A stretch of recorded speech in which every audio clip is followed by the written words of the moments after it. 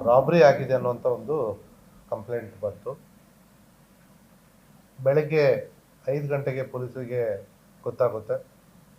ತಕ್ಷಣ ನಮ್ಮ ಅಧಿಕಾರಿಗಳು ಸ್ಥಳಕ್ಕೆ ಧಾವಿಸಿ ನೋಡ್ತಾರೆ. ನಂತರ DSP ಅವರು ಹೋಗ್ತಾರೆ.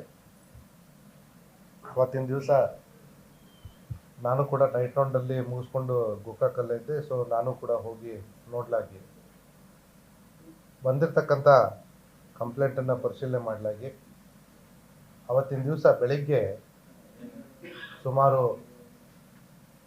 1:30 ಗಂಟೆ ಹೊತ್ತಿಗೆ ಯಾರೋ ಇಬ್ಬರು ಅಪರಿಚಿತರು ಮನೆಯಲ್ಲಿ ಈ ವಿಕ್ಟಿಮ್ಸ್ ಮಲಗಿರಬೇಕಾದ್ರೆ ಬಂದ್ಬಿಟ್ಟು ಅವರ ಮುಖದ ಮೇಲೆ ಖಾರದ ಪುಡಿಯನ್ನು ಎರಚಿ ಮನೆಯಲ್ಲಿ ಇರತಕ್ಕಂತಹ ಈ ಡ್ರೆಸ್ಸಿಂಗ್ ಟೇಬಲ್ನ ಡ್ರಾಯರಲ್ಲಿ ಇರ್ತಕ್ಕಂತಹ ಸುಮಾರು 200 ಗ್ರಾಮ್ ಗೋಲ್ಡ್, 191 ಗ್ರಾಮ್ ಗೋಲ್ಡು, ಸುಮಾರು 19 ಲಕ್ಷ ವ್ಯಾಲ್ಯೂ ಇರ್ತಕ್ಕಂಥದ್ದನ್ನು ದರೋಡೆ ಮಾಡ್ಕೊಂಡು ಹೋಗಿರ್ತಕ್ಕಂಥದ್ದು ಒಂದು ಕಂಪ್ಲೇಂಟು. ಈ ಕಂಪ್ಲೇಂಟನ್ನು ಆ ಮನೆಯ ಒಡತಿಯಾದಂಥ ಪಾರ್ವತವ್ವ ಹಳ್ಳೂರವರು ಕೊಡ್ತಾರೆ. ಘಟನೆಯ ವಿಚಾರಣೆ ಬಗ್ಗೆ ನಮ್ಮ ಪೊಲೀಸರು ನಾವು ಅಲ್ಲಿ ಕೇಳಿದಾಗ ನಮಗೆ ಅವರು ಹೇಳಿರ್ತಕ್ಕಂಥ ಮಾಹಿತಿ ಏನಪ್ಪ ಅಂತಂದರೆ, ಈ ವ್ಯಕ್ತಿ ಮನೆಯಲ್ಲಿ ಇಬ್ಬರು ಇರ್ತಾರೆ.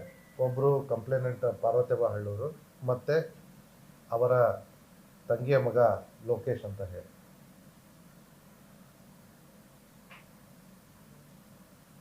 ಲೋಕೇಶ್ನೇ ಈ ಘಟನೆ ಬಗ್ಗೆ ಮಾಹಿತಿಯನ್ನು ಕೊಡ್ತಾರೆ. ಲೋಕೇಶ್ ಹೇಳೋ ಪ್ರಕಾರ ಸುಮಾರು 1:30 ಗಂಟೆ ಟೈಮಲ್ಲಿ ಇವನಿಗೆ ಎಚ್ಚರ ಆಗುತ್ತೆ, ಯಾರೋ ಇಬ್ಬರು ಇರೋದು ಕಾಣಿಸುತ್ತೆ. ಅಷ್ಟೊತ್ತಿಗೆ ಅವನ ಮುಖದ ಮೇಲೆ ಖಾರನ್ನು ಎರಚ್ತಾರೆ. ಆವಾಗ ಅವನು ಕಿರ್ಚ್ಕೊಳ್ಳೋಕೆ ಶುರು ಮಾಡ್ತಾನೆ. ಆ ಸಂದರ್ಭದಲ್ಲಿ ಅವನ ಮೇಲೆ ಅವರು ತಮ್ಮ ಹತ್ರ ತಂದಂಥ ಬ್ಲೇಡಿಂದ ಹಲ್ಲೆ ಮಾಡ್ತಾರೆ ಅನ್ನುವಂಥದ್ದು ಅವ್ರು ಹೇಳ್ತಾರೆ.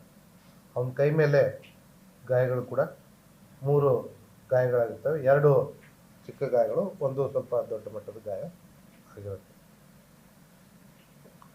ಆ ಸಂದರ್ಭದಲ್ಲಿ ಇವರು ಪಾರ್ವತವ್ವ ಎಲ್ಲಿದ್ರು ಅಂತ ಕೇಳಿದಾಗ ಅವರು ಹೊರಗಡೆ ಎಂಟ್ರೆನ್ಸ್ ಅಲ್ಲಿ ಇದ್ರು ಅನ್ನೋಂಥದ್ದು ಹೇಳ್ತಾರೆ. ಹೊರಗಿನ ಮನೆ ಅಂತಾರಲ್ಲ ಆ ಥರ ಎಂಟ್ರೆನ್ಸ್ ಹಾಲಲ್ಲಿ. ಸೊ ಅವರ ವಿವರವನ್ನು ಕೇಳಿದಾಗ ಅವ್ರು ಹೇಳ್ತಾರೆ, ನನಗೆ ಗೊತ್ತಿಲ್ಲ, ಇವನು ಕಿರ್ಚೋದು ಕೇಳಿಸಿದಾಗ ನಾನು ಎದ್ದೆ, ಅಷ್ಟೊತ್ತಿಗಾಗಲೇ ನನ್ನ ಕಣ್ಣಲ್ಲಿ ಖಾರ ಹಾಕಿದ್ರು. ಸೊ ಹಂಗಾಗಿ ಅವ್ರನ್ನ ಯಾರನ್ನೂ ನಾನು ನೋಡಿರೋದಿಲ್ಲ ಅಂತ ಒಂದು ಮಾಹಿತಿಯನ್ನು ಕೊಡ್ತಾರೆ.